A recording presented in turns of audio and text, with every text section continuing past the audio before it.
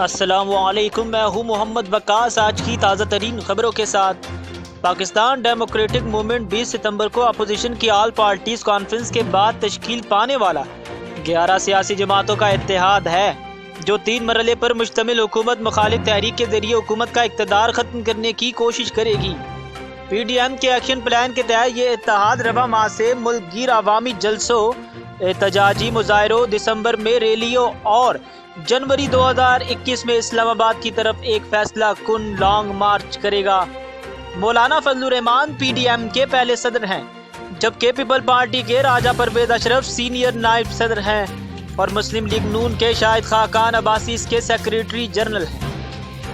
Opposition کی 11 جماعتوں کے اس اتحاد میں بڑی اپوزیشن جماعتوں پاکستان مسلم لیگ نون، پاکستان پیپل پارٹی، جمعیت علماء اسلام ایف سمیت دیگر جماعتیں شامل ہیں، تاہم جماعت اسلامی اس اتحاد کا حصہ نہیں ہے۔